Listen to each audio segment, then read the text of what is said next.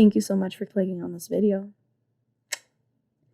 If you want to learn a little bit more about chakras, mental stability, spirituality, all of that jazz, subscribe, please. Okay, so yeah, my name is Linda and I'm here to teach you about what I know. I'm sharing my journey with you and I hope that you will come along this journey with me, and I hope that you enjoy watching me as much as I enjoy watching other YouTube content creators, because I think that YouTube is a great platform to be learning from ourselves. It's like, I think the really cool thing about YouTube is that I can create whatever I want and be living my purpose and feel fulfilled with myself, you know, standing in front of a camera and talking. This is my dream. This is my dream. Okay, today we're going to be talking about the heart chakra. And the heart chakra is obviously very sensitive because it is vulnerable. And reasons that we have a closed heart chakra is because we don't like to feel vulnerable, because feeling vulnerable scares us, because then we're open to heartbreak. And heartbreak sucks. It sucks. So first we're going to start talking about why our heart chakra might be disturbed. This chakra begins to develop from 4 to 7 years of age. Our first love are our guardians, whoever may be watching over you, whether it's an aunt, dad, mom, grandma, stepdad, stepmom, a stranger, whoever the hell picked you up off the street. That is the person that you're gonna learn to love the most, and that is the person that we put trust in the most. While we're developing all these chakras, our root chakra, our sacral chakra, our manipura chakra, and then comes our heart chakra, we start learning to establish what love is and the concept of it. So the way that our parents love us is a way that we then go on to know what love is. And then we seek out people subconsciously that act like our parents, because that is what we as people acknowledge as love, and then that is what love is to you. So that is why we always end up in this cycle of picking up people like our parents, and we're always like, no, but I don't want that, I don't do that. And then you come to realize that it's like, oh yeah, this person, when he's mad, he talks like my dad, or like, I don't know, I've noticed little things like that sometimes, and I'm like, ew. And that's just because there's nothing morally wrong or right with picking people that love you like your parents do, because we pick the love that we think we deserve. So if we're not conscious of how we interpret love and whether our interpretation of love is healthy or unhealthy, affects our relationships, our partners. It can also affect our friendships. So I guess what I'm trying to get at is that we as human beings need to acknowledge that our parents are also human beings, or your guardian is also a human being, and they are going to make mistakes, and it sucks because we are, integrated in there while we're growing. We don't know any better. When we are 4 years old, 5 years old, that my parent is the person that feeds me. I'm not even thinking about anything else. I don't have the mental capacity to go beyond that, beyond learning what it is in front of me right now. I've never observed anywhere else. I've never had any other perspective. Like, this is my life, this is what I'm going through, this is what I'm observing, and this is what I'm learning. And that's it. So we learn and observe a lot from our parents, and we learn to love them. And that is what love is to us, how our parents treat you. So my question to you is, are you happy in a relationship? Is this person what you think you deserve? Is this the love you think you deserve? Is somebody mistreating you, or are they, if you are unhappy in a relationship or in a friendship, I suggest maybe journaling what love is to you, and then go from there and try to see how that correlates with your relationship with your mom, your dad. Why are you accepting that? it's hard sometimes to look within you and acknowledge sometimes that you have faults, and we all have them. We all have selfish needs. We all have jealousy. We all contain all these negative aspects of ourselves. But you have to realize that along with these negative aspects, you have a balance, you have a positive as well. I did a yoga class yesterday, and she brought up it was a meditation. She brought up a very interesting topic to me, which was your negative side, the one that makes you scared, the fear. But that fear is there to protect you, nothing more, nothing less. That's why it exists, because that is what is gonna have you survive in this world, is your fear. Then we have the positive, and that is the, oh, look on the bright side, oh, but let's fix this, oh, but this is what we can do about this problem. And you go into that positive. And then we have our neutral side, which is your actions and how that manifests for you. And who are you listening to? Are you finding a good balance between your fear and taking a little chance? Are you being closed off? Are you not letting somebody love you the way that you deserve to be loved because you don't think you deserve it? Are you scared of that person? Are you scared of being hurt? So a way that you could tell that you're not, that your heart is constricted is if you are short breath. Like, it's like, you know, like you're not, this doesn't flow. To move on, if we don't have a good relationship with the feminine energy and the masculine energy, then we will continue to seek wrong things in other people and expect people in the relationship to do things that you expect them to do. And you know, sometimes you just have to accept that maybe that they are not gonna, if they're not the person that you want them to be, and if that really is something dire to your relationship that you absolutely need, then maybe you should think about finding somebody else and not trying to change the person that you are with. I know there's compromise, but sometimes like trying to change fundamentally a person for who they are is not okay. If you are really set on loving this person and accepting them, then you have to love them unconditionally. And that's what sucks about having an open heart chakra, because you leave yourself up for heartbreak. And it's inevitable. I came to the conclusion after reading this chapter that you have to learn how to set boundaries and be open, have unconditional love, but do not do something if you're expecting something back. Do not do an action for your loved one, for your best friend, for your whatever, if you're expecting something back. If that person loves you, and if that I don't know, it's just, it will come back to you. But doing an action for a gain, I don't see if you see the intention there, but the intention behind that action is actually very selfish. So did you gift them that, or did you do that for them unconditionally because you love them, or did you commit that action in order to gain? If you feel like you're doing too much, then that's probably because you have not set a boundary.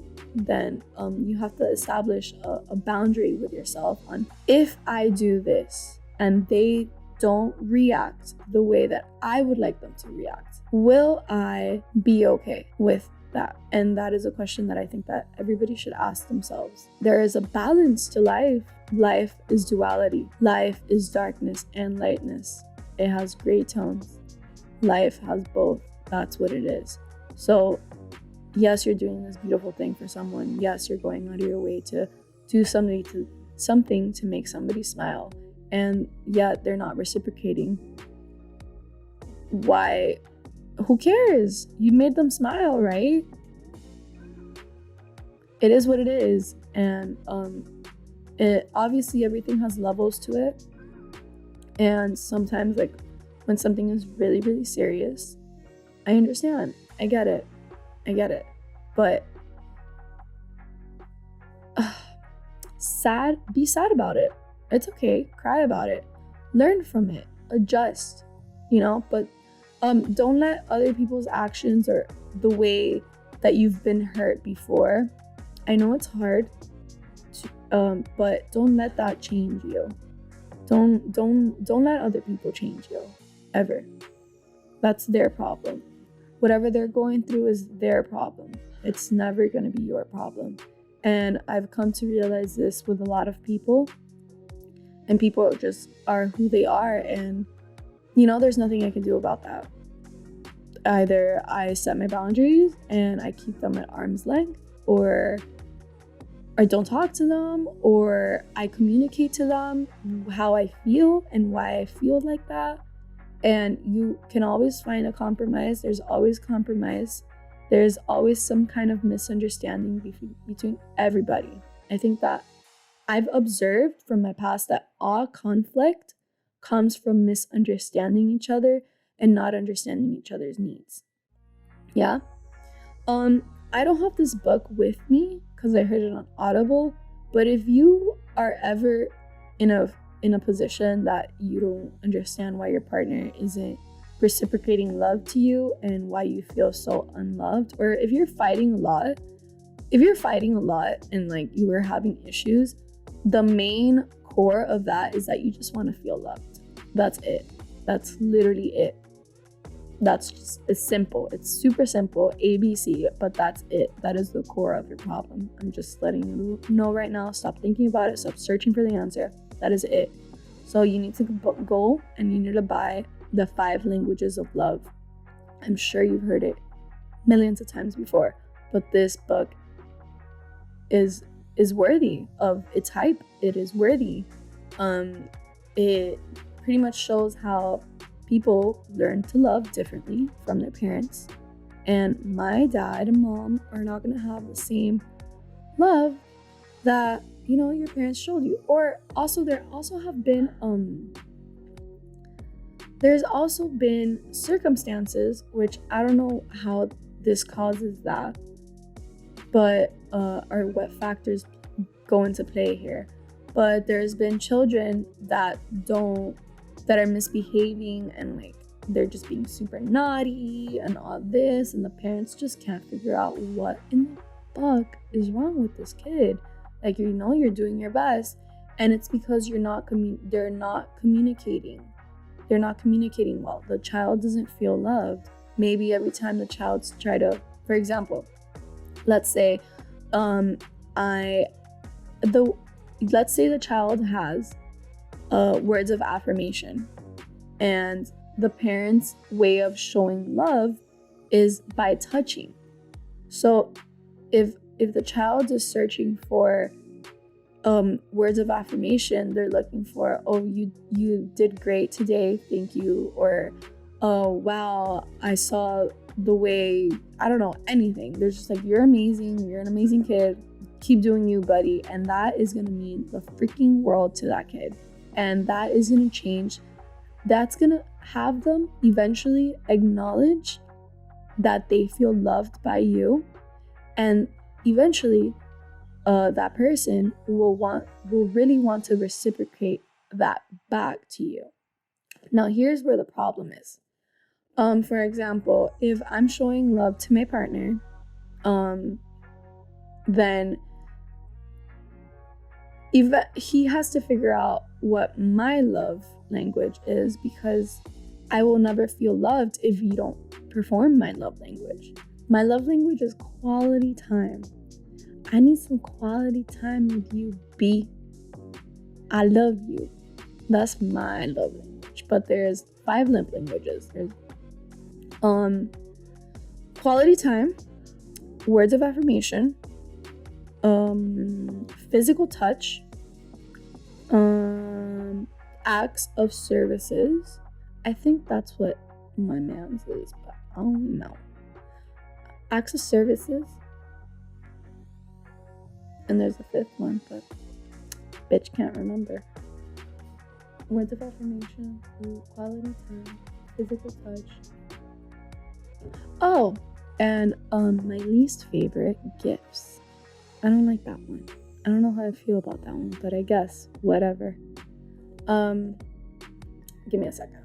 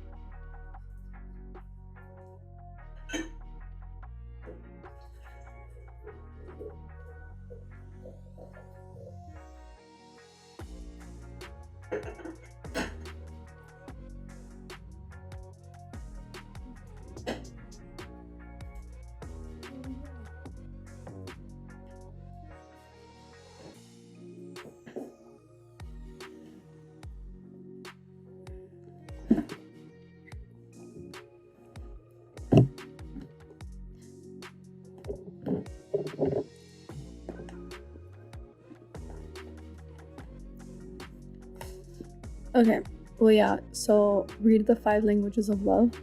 It is highly recommended. It has to do with the heart chakra, obviously, love. There's way more, the heart chakra is more intricate than just loving your partner, because the heart chakra is how you care for your friends, how you care for acquaintances, your empathy, how you act towards strangers. Are you jaded? Are you closed off? It's just gonna affect a really, really large part of your life if you have a closed heart chakra. A great example is the Grinch. Why did the Grinch not want to have love? Why didn't the Grinch like Christmas? Because he didn't feel loved. He didn't feel loved. He didn't feel invited. So he wanted to ruin it for everybody. He was like, fuck everybody. You guys suck. But yeah, that's that.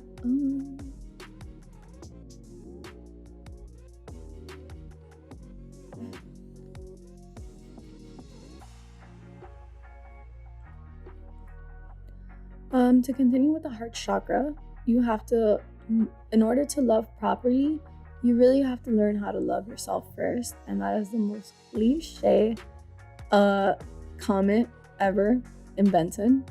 But